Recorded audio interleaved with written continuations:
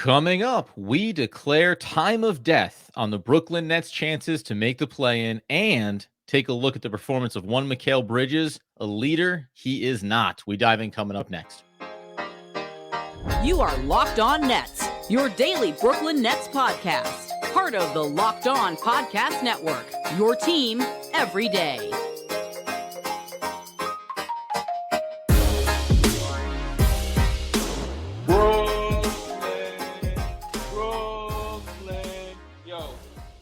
Yes, my friends, it is the Locked On Nets podcast right here on the Locked On Podcast Network. It's your team, the Brooklyn Nets, every single day. Over there is Doug Norrie. I'm Adam Armbrecht. We thank you, as always, for making us your first listen of the day. We are 100% free on all those great platforms and let you know that LinkedIn Jobs can help you find qualified candidates that you want to talk to faster. Post your job for free at linkedin.com/LockedOnNBA.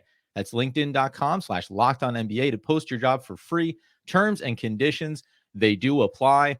And there should be terms and conditions for being a Brooklyn Nets fan, Doug, because as they fall 118 to 112, losing in Detroit and effectively ending any glimmer of hope of making that play-in tournament, at least in our minds, my goodness, did this team just absolutely dumpster themselves tonight and the fan base effectively.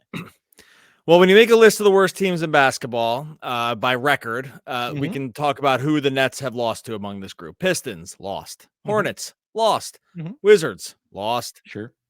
Blazers, lost. Grizzlies, lost. The only team that has stuck around in the not lost category are the Spurs, the fighting Spurs. Everyone else in that group, the Nets have lost to over the course of this season. And it's really not that surprising at this point, right? Like at this point, you struggle to sort of see some hope with this team. I mean, we're going to continue podcasting, obviously, all the way through the rest of the season. We're ride or die here, but this is another one in that list of things that's happened with the Nets this season that really kind of makes you question both the short term and the long term, unfortunately. Like the short term, fine. Like if you could see some kind of clear vision, but with losses like this, it gets increasingly more difficult to see where that is. Yeah, Cam Johnson's out. Yeah, Cam Thomas is out. I get it. They're missing some other guys. Every team has lost guys this season. Yeah. Like every team has lost players this season. Go through the players, go through the teams. Just about every team has had good players miss significant time. Yep. And so you just can't use that as an excuse. And at some point, you have to. It's like look in the mirror time, and this team just isn't good. And the way you know they're not good is by the record and the fact that they've lost all the bad teams this year. Detroit Pistons get to their 10th win of the season. Now a bold 10-52 here. Yeah, tip of the cap to the Detroit Pistons. Really what this comes down to for me, there's a lot of stuff inside of this game, but as we're talking about who they're playing against and what's on the line for them and the fact that they start this game down 26-8 and then have to have a 41-point second quarter just to make this interesting, only to end up, I mean, this game, it was Keystone Cops in the fourth quarter for both sides. You understand why Detroit is bad. You're seeing what's happening for them, and the Brooklyn Nets could do nothing to command this game and take care of it. And for you and I both, it comes down to, in my opinion, Mikal Bridges, right? Yeah. This is another troubling performance for him. And I wanted to assert the question because I think we've talked about this before. When you look at the Nets, when they take on any team in the league, you go, okay, how many Brooklyn Nets would start for the other team? Rank Mikal Bridges on both sides of the floor tonight. Where would he be in the hierarchy of talent on the floor? I think I was trying to push for him to be 7th in terms of guys that I would draft coming out of the Nets-Pistons game tonight. There's obviously a lot of young talent on the side of Detroit that has high upside, but when you look inside this box score and the Nets trying to claw their way back, it wasn't about Mikal. It was about Dennis Schroeder going off in this one, and Mikal Bridges giving you 43 minutes, 4 of just 11 from the field, 3 of 7 from deep, and a 13-point game. It's been terrible. There's no other word for it. It's been that 38-point game was such a mirage the other night. Terrible. Yeah, and terrible compared to expectations, right? Like it's supposed to be going to the season borderline superstar, going to be the guy that other superstars want to play with. They were told us over and over again, right? Pair him with some other guys and it's championship level, and maybe that's still true. Over the last month, since February 1st is where I look back to. Since February 1st, and this is before this game ended. It's going to be lower now. I just haven't rerun it. He was 61st in the NBA in points per game scoring. 61st since. But you're like, okay, was he getting to play? Well, yeah, he's played the 20th most minutes. So, and he's taken the 32nd most shots. So he's had plenty of shots and he's had plenty of minutes, and the just can't score. Like, he just can't score anymore. And I don't know, it's some of it's scheme, but no one even extra schemes against him. Like, right? Like, he doesn't get trapped. He doesn't get doubled. None of that stuff happens. Oh, you want to say maybe there's not a point guard that kind of like, can run the offense? I could probably hear a little bit of that. Sort of, not really. It's just that he just has, I don't know if this is just like a wall because of how many minutes he's played over the last almost all of his career, played over the summer. He's tired. He's played a ton of minutes this year. There's a lot of expectations. He's not meeting them. There's just a lot of like little warnings, like little signs to me, missing the free throw tonight, right? Yeah. Like in a time where they could have gotten back into the game. There's just like, it's just been based on expectations bad. There's really no other way around. There's no other words for it. It's really been one of the most disappointing parts. And it's been a really disappointing season overall for the team. And I kind of, in some ways, hate to like put it all on his shoulders here, because I think, like I said with Bob Windrum, who we talked about with the other day, and I've talked about many times, he's just miscast. Like, that's the biggest problem. Yeah. He's miscast in a role that he just looked for a little bit like he might be suited for, but it's just increasingly showing that he's just not. And, the Peter principle is you ascend to your level of most incompetency, or, you're the first level of incompetency. And like, that's just where it is. Like, he's just not a first option on an okay team in terms of scoring. And that's really what we've seen over the last month. 25 and 38 are the Brooklyn Nets, and whether or not this is just about his performance, whether it's the fatigue factor you mentioned about all the minutes that he's played. Doug had already said going back multiple weeks ago that they needed to be monitoring and curtailing his minutes down the stretch. Played 43 tonight, but just to your point, your point too, listen, there's a fatigue factor. I think if you're Mikal Bridges and what you thought you were coming into in Brooklyn, you're a part of that problem, quote unquote, collectively, and what's gone on here. But I don't think Mikal Bridges thought that when he was in the trade package for Kevin Durant, that he and his twin Cam Johnson were going to come to Brooklyn and be a 25 and 38 team, missing the play-in tournament and staring down the barrel of what could be a very tumultuous offseason. So I think he does become the poster child for this, but it's just indicative of where this franchise is right now. And it's an absolute mess. And I'm going to bang this drum until the cows come home. Anybody that thinks you're just going to walk into the offseason and go get your superstars and this thing's all going to turn around. If I had to bet I'll stop betting Doug's life. If I had to bet my life right now, why would anybody make the active choice to come here? And why, if you're the Brooklyn Nets in the front office, would you make an active choice to sacrifice all the draft capital that you have right now to go get a star to make yourself at best a mid-level team? So and honestly too, I get a little concerned. Sorry to interrupt you here, but like, I know we're going to talk Ben Simmons shortly, but I do actually get a little concerned that this run is like hurting his overall value too. Like, that we're just like that. Even if you had re-hierarchy him, even on a superstar driven team, you have to say, well, he's a number, maybe you thought he was number 2. Now he's a number 3 and a limited number 3 in terms of role and expectation too, right? Like, this stretch has been really, really rough. And I just wonder if, NBA, he still has tons of value. So I'm really not going to say that, but the part where you're turning down massive packages, like, are those going to come back walking through the door? I'm not sure about that. And sometimes you can get overexposed and like, sort of like, if there was, get overexposed, or you just start to figure out a little bit more, because, death by exposure can mean that you just, hey, we just saw too much of it now. And we just kind of know that it's not happening, right? You've given ample opportunity.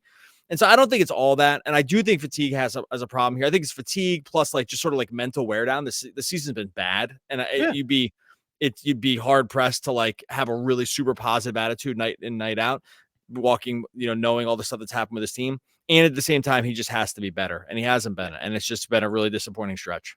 That being said, coming up here in a second, there was some other news for the Brooklyn Nets, and that's the Ben Simmons injury update. Guess what? He's not going to play any more basketball this year. We'll break that down in the short and long term coming up here in just one moment. But before we do, got to let you know that our partners over at eBay Motors have teamed up with Locked On Fantasy host Josh Lloyd. Oh, you know him. He's going to bring you some of the best fantasy picks each and every week all season long. Doesn't matter if it's daily drafts, you're scouting the waiver wires, especially as those fantasy playoffs get underway. Every week, we're going to provide you with players that are guaranteed to fit on your roster. Dougster, break down eBay's guaranteed fit fantasy picks of the week. Yeah, a ton of good ones as we get toward the last part of the season here. First, Kyle Anderson with Karl Anthony Towns out. Kyle Anderson slow-mo walked right into the starting lineup. Going to play a ton of minutes. First game here against the Pacers did not go that well, but if you're in the fantasy game, especially on a weekly format stuff, you're not too worried about how he's going to produce. So go pick up Kyle Anderson if he's even still out there. Kelly Olynyk starting now at center for the Raptors. No Jakob Poeltl. Looks like he's going to be out for the rest of the season. Olynyk's going to get a ton of run there at the 5 for a Toronto team that's really totally reshaped how they look over the second half of the season. Great pickup. Vasily Micic, he's going to be the starter, looks like now, going forward in Charlotte. They've had a ton of problems in their backcourt. LaMelo, Cody Martin, Trey Mann, looks like he might not play. So Micic, a really, really good ad as well. Kyle Lowry also been starting. Oh, turning back the clock, starting over there for the Sixers. Ton of great ads from our friend Josh Lloyd from Locked On Fantasy Basketball. He's here to help you win your fantasy championship, and eBay Motors knows a championship team is about each player being a perfect fit. It's the same with your vehicle. With over 122 million parts for your number one ride or die, you can make sure your ride stays running smoothly. Brake kits, LED headlights, roof rack, bumpers, whatever your baby needs, eBay Motors has it. With eBay Guaranteed Fit, it's guaranteed to fit your ride the first time, every time, or your money back. Plus the prices, you're burning rubber, not cash. Keep your ride or die alive at ebaymotors.com. eBay Guaranteed Fit, only available to U.S. customers. Eligible items only. Exclusions apply. All right, so as we continue with our post-game episode and also Brooklyn Nets overall update episode, we remind you to go over to WeGotNets.com, sign up for the free ebook, 5 stories in 5 days throughout the Nets organizational history. And we said this before, right now, I have an idea about turning back the time machine and reliving some critical decisions and what could have been. So you get over We Got Nets, you scroll down to the bottom, you hit contact. You can fill out your name, throw in your email, and drop us a message. Do you want to play the what if scenario? Because it's frankly a precipice that Doug Norrie is not too sure he wants to go back down again. Maybe we'll dive into it over there. WeGotNets.com, free ebook. Sign up today. Ben Simmons, let's talk about it, Doug. This is always fun. Per the Brooklyn Nets Ben Simmons medical update, Ben Simmons will remain out for the remainder of the season while he consults with specialists and explores treatment options for the nerve impingement in his lower back. Simmons, along with his representatives and the Nets medical personnel, excuse me as I get this fully up here, along with his representatives and Nets medical personnel, are currently in discussions with numerous experts to determine the course of action that will provide him with the best opportunity for long-term sustainable health. Now, you had mentioned his agent going back to, I think, in our bonus episode on the last post game, taking a lot of responsibility around maybe what's gone on here for Ben Simmons and pushing him to get back. But just point stop. It's not that we're surprised about it. I'm going to get into the way fans and people seem to be reacting to this on a personal level towards Ben Simmons, but it's obviously deflating on every level because now I think we are as fully entrenched in the reality that he may never step on the court again for the Brooklyn Nets, let alone maybe a basketball court at this point. Yeah, could kind of see it coming as late as Monday night when Bernie Lee talked to Ian Bigley, or maybe it was Tuesday morning, and had said, like, and this before the Nets had made an announcement, but came some like not so cryptic remarks about like sort of failing Ben Simmons and not getting all the treatment he needed or like whatever. I can't remember the exact quotes, but it was something like that. But as soon as you heard that, you're like, ooh, this is probably kind of know where this is going. And lo and behold, they announce it Thursday morning that he's going to be out for the season. So really not a surprise on that front. If you've been following the Ben Simmons piece at all this season about sort of just like how this was going in terms of injury timelines and things that kept creeping up, and even the injury reports would kind of change recently. It's like, oh, it's the leg, it's the knee, it's the back. Like they would change the injury reports. Not to say they were like cloak and dagger. I think that there was just confusion or it's just a lot of different stuff happening. So really disappointing news. Want to be really careful here because we've seen a lot of people do this, even like high profile people. I find it pretty gross, is to sort of conflate injury with ego, maybe I would call it, and it might be the problem with the way that this is being discussed at the highest level. Of course. Yeah. It's or will to play or all this other stuff. Like people now, it might be the case. I don't know. Mm-hmm. Like I would try our hardest here to speak in the things that we know about for sure. We know that he has been reported to have a back injury, right? Like we know that. I do not want to, and I think it is very poor form to begin speculating on things that have not been reported about the ifs or the whys around his injury. Yep. And it's way too easy. And people had with Simmons especially, have an absolute dunk contest on like why he's not playing. It might be. Maybe he doesn't want to play. I don't know. I don't know. Like we really don't know. But I think it's really kind of gross to, put someone's personality in line with an injury. Because here's the thing, even if it's true, like what does it serve? Like I don't like I'll never understand what it serves. And so long story short, I guess we can talk. I just wanted to get that part out of the way. We could talk about the logistics of the Simmons thing and like sort of what it means for this team. But obviously, if you were still sort of riding on the hope that he could come back and be sort of a game-changing force for the Nets and be kind of a guy they needed, I think that's pretty much gone. We held out some hope. I think you and I had probably trended on the left side of pessimism with that, right? Yeah. Like about like never really believing it. But I think this, even if you were holding out any hope, I think this is probably pretty much the end of the line. And just on the way that it gets discussed as well, like, and we've talked about this when it comes to performance of any player, the value of a player relative to contract, right? Always look at the contract. If you took away the status of Ben Simmons early in his career, right, the all-star caliber player, if you took away the fact that he's making $40 million and you just talked about him as a player who has gone through this run of injury history over the last couple of seasons, you would never have the discussions the way that people have been discussing it on a personality level, on the desire and all those things that you mentioned. So I couldn't be any more lockstep on that part of it. And that shouldn't be surprising to anybody if you listen to the podcast. Now, the two sides of it are, and this will probably extend into our closeout segment, in the short term, what I would say is for better or worse, not having Ben Simmons in terms of what it could mean for the team over the remainder of this season, at least it's no longer a factor or question now. He's not going to play the rest of the year. We saw Noah Clowney get some minutes tonight. Day'Ron Sharpe is still dealing with injury, right? Okay. Like we've advocated for young players getting more run already. Now you get to lean into that. Even going up the chain to veterans, whether it's Dorian Finney-Smith, right? The roles can now be cemented for this final run. We just finished having a conversation. They lost to Detroit and the season may effectively be over. But at least from a developmental standpoint, you don't have to do this jockeying anymore. And that would be true for any player coming in and out of the lineup with injury, because it just does create upheaval. And specifically with Ben Simmons' skill set, you know that it can be disruptive to how your offense is going to run and the acquiescing that kind of needs to go on there, which seemed to be creating issues in more recent games relative to early in the season or when he first came back for the injury for this 4-game sample size.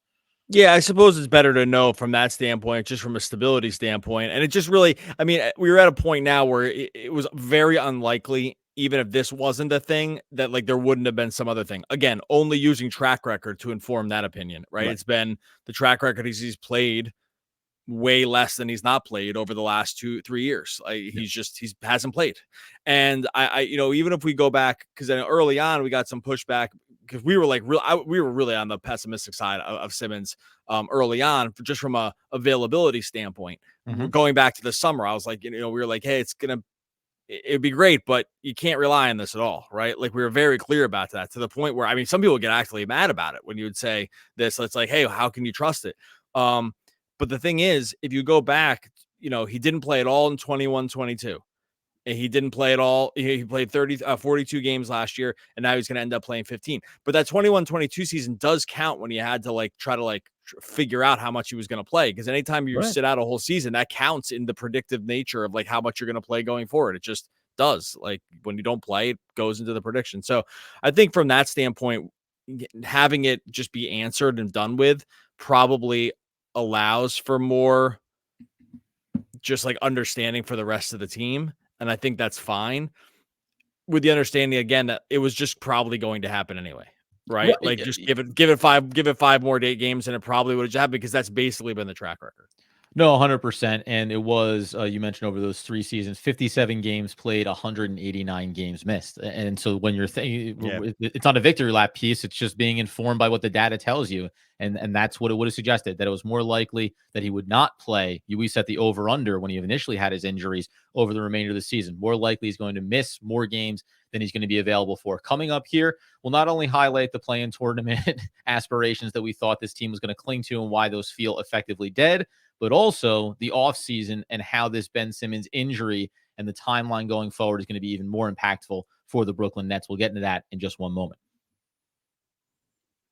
All right, before we get to that, we'll tell you about our friends over at LinkedIn Jobs. When you're hiring for your small business, you want to find quality professionals that are right for the role. That's why you have to check out LinkedIn Jobs. LinkedIn Jobs is the tools to help find the right professionals for your team faster. And you're going to love this, for free. LinkedIn isn't just another job board. It's a vast network of more than 1 billion professionals, which makes it the best place to hire, gives you access to professionals you can't find anywhere else. It does all that while making the process easy and intuitive. Hiring is easy when you have that many quality candidates. So easy, in fact, that 86% of small businesses get a qualified candidate within 24 hours. LinkedIn knows that small businesses are wearing so many hats, they might not have the time or resources to hire. They're constantly finding ways to make the process easier. Edge launched a feature that helps you write job descriptions, makes it even quicker. That from that standpoint, 2.5 million small businesses use LinkedIn for hiring. Post your job for free at linkedin.com/LockedOnNBA. That's linkedin.com/LockedOnNBA to post your job for free. Terms and conditions apply. So as we tie a bow on the post-game episode for the Brooklyn Nets losing to the Detroit Pistons on the road 118-112, before we talk about, let's just very briefly here in terms of the play-in tournament. We said this about the opportunities that this team had and the soft schedule here.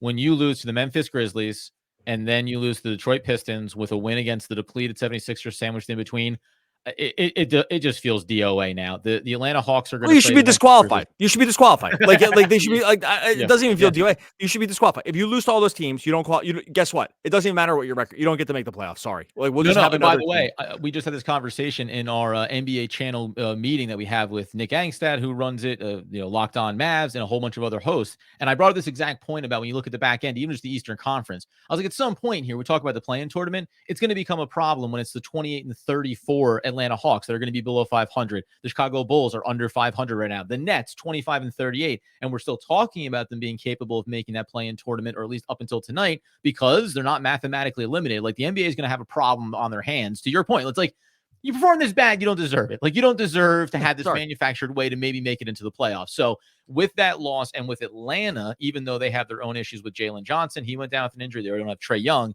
but they're going to play Memphis tomorrow night. What'll be tonight if you're listening to the podcast on Friday. They get that win. The Nets will be a full 4 games back. I mean, they are now 4-7 over their last 11. So you can't, I can't manufacture or massage my way to a world where this team is going to win enough games, because part of my whatever level of optimism it was purely embedded in the fact that you looked at the schedule and said, okay, I can point out 5-6 games against very bad teams. You go in, you give it everything you got, you get a win because you're more talented on paper, and then we take it from there. They took those games, those winnable matchups, and dumpstered them. They dumpstered just 2 out of the 3 critical games here, absolutely dumpstered themselves, to go along with the ones that you mentioned at the top of the show, losing to Portland, losing to the Hornets, right? Like you just can't string those together. And as we mentioned before, you can do it earlier in the season. You don't get to do it late. You don't get to do it now when the losses are incredibly compounding relative to what the objective is here. Yeah, it's just like I actually just I want them to make it because it's more fun and but I just to make it. Yeah, but I'm just it is one of those things where if you like wrote the resume, it's like, well, I don't know. It's like reading the resume, you're kind of like, are there any other candidates? Because I want to be your representative for the NBA Eastern Conference playoffs. I'm just gonna see and wait if more resumes. They submitted, right? They put their resume. I'm gonna see if more applications come in through our friends over at LinkedIn Jobs. Like I'm just gonna go ahead and see if more come in. And I, if I use LinkedIn, I know they're going to. Yeah, I just can't. It's just so you can't make the case. You want to talk? Let's talk a little offseason. Yeah. So that being said, we'll of course continue to cover the games, and when the Nets rattle off 10 straight wins in a row, it'll be the greatest moment of our lives. The Ben Simmons injury, then it was already a problem. The money, the contract next year, $40 million, $40+ million, is already going to be coming off the books. But now that combined with the poor recent performance of Mikal Bridges, as we said, maybe him coming down a little in the pecking order. Cameron Johnson has come down in the pecking order in terms of what we thought he could be. Now you get to this offseason, you start looking around what were, not bad contracts. Well, they're not great contracts. And then you have Simmons on the books now too. And this, I think, brings us right back to the top where the inspiration for Sean Marks, if he's still going to be the GM for Joe Tsai, should be sell.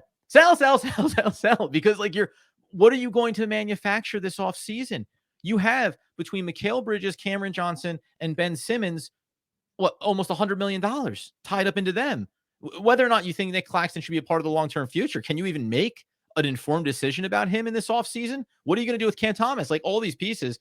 And it just ties me back to that rebuild that we thought they should have been committed to at the trade deadline. They'll still have the option to do it, But we've said this before about Sean Marsh when it comes to the decision-making process. It has felt like several years over, he has been a trade deadline behind or an offseason behind schedule on some things, and it doesn't look like it's getting any prettier as they head to this offseason. Yeah, I mean, I guess you really have to pretty much look at 2025. Like, I actually don't even know how you can look at this next year, the summer of 2025. I mean, Yes. like, I don't know how you can look at this next year with what the deck chairs they have that's currently aboard the Titanic and think about how you're going to move them around to get the ship to stop sinking. Like, I just don't, to make a decision on Claxton. Bridges is clearly staying. Like, they're not going to trade him. And Simmons, I'm just going to say this as clearly as I can. And I don't really have another way to say this. There's no But be value. kind, Doug. But be kind. Because the biggest thing everyone says is, not everyone, the biggest pushback that you hear with Simmons is, well, he's an expiring contract, so the contract has value. Mm-hmm. Okay, that either means we have different definitions of value, and I'm using the Webster's Dictionary definition of it, so someone else has like a different definition. I was using the new Oxford. Something that is worth something, basically. There's no, I get, everyone wants to say, well, it's expiring contract. Expiring contracts don't just magically produce superstars that come back in. Yeah. Sometimes expiring contracts have some value when you can buy the player out, right? That's not going to happen. He's never going to get bought out. When that player can actually take the court for your team for a few minutes over the course of exit, like, he doesn't play, right? And then not to mention the PR hit that your team will take by trading for Ben Simmons, like, sort of no matter what. Yeah. Right. Because you're like, we're trading, and the amount that you would have to attach to the contract to even get another team to consider taking it as an expiring, to me, is beyond what most GMs would have the appetite for, I think. Right. Like, because there's just so many things that go along with it. So anyone that wants to say, well, the value is in the expiring contract, please point to me I'm being serious about this. Point to me the expiring contract of a player who didn't play, right? That was worth this much money, that brought back anything of value. That those examples don't exist. They don't exist. Like, there are contracts that are expiring that bring back guys. Those guys all still play, right? Like, they're all still taking the court, or they've agreed that they're going to get bought out because they're going to move on to like a playoff team or something like that. Yeah, those examples happen. This isn't that. This isn't that. He doesn't play. And so I love the example, because I would love to be able to use that as the lamppost at which I lean when I'm trying to shine light on like this situation. But I just cannot find an example of a like legit zero at this much money who got traded for anything. And the only little minute footnote that I'll put to this is how much money of his contract at next year's trade deadline will already have been paid by Brooklyn, right? So you're not going to be talking about sending out $40 million. It'll be whatever's remaining. Everything else that you're indicating, though, I agree with. And by the way, if his contract was $5 million, it would still create the right circumstances for another team. You're just taking the money. That's what you're taking. And it would still, it will help. It could, let me rephrase this. It could help facilitate something. Yes. But you are going to have to pay to facilitate $100 on the dollar to get to move it. Like, that's what I mean. So, like, yes, it might help the calculate, it might help the columns match up to make sure the money can go, but you will have to attach extra to have that be the money. That's what I'm saying. And let's walk through an example of this before we close out. It'd be everyone says Mikal Bridges, right? Donovan Mitchell, right? Let's bring him in this summer. And let's say that it's 5 first-round picks out of the 9 that they have lined up for them, right? Now add another 1 and maybe more to use Ben Simmons in a sign and trade scenario, all that stuff to help facilitate it, right? So now you're the Brooklyn Nets, and you're going to be making that type of choice to say, anybody, Donovan Mitchell or otherwise, are we willing to attach even more to put Ben Simmons money into the mix for that, to bring in a player that we think can help this team, and then be staring down the barrel of not having control of any of your own draft picks going forward, basically probably not have really any remaining of real high value, at least in the next couple of years, And then the roster is the roster. And I actually think that's, you and I have often talked about how you can't double spend the assets, right? And maybe they're going to ask for Mikal Bridges in a trade, a team, if you want to go get a superstar anyway. But this is the other part of it. The Nets are going to want to move the Ben Simmons money if they're going to bring in a superstar, because they've already said it, by the way. Like Brian Lewis, or I think Brian Lewis said it. They're like, hey, they might look into doing that this summer. Okay. Right. Because you can't have $100 million on your books to start and then bring in another $35-45 million player on top of that and then fill out your roster, et cetera. So it's going to become all of your draft capital to get rid of Ben Simmons and bring in a superstar effectively. Like I can really see that being the kind of death nail move that they would need to make in order to get beyond this. And they seem like they're committed to that, to your point before about like Mikal Bridges, by all indications, is not going anywhere. So if he's not going anywhere, then that's the next move here that the Nets are going to make in the offseason, to go get a star and probably deplete almost all of what they've built up through the Kevin Durant and Kyrie Irving trades.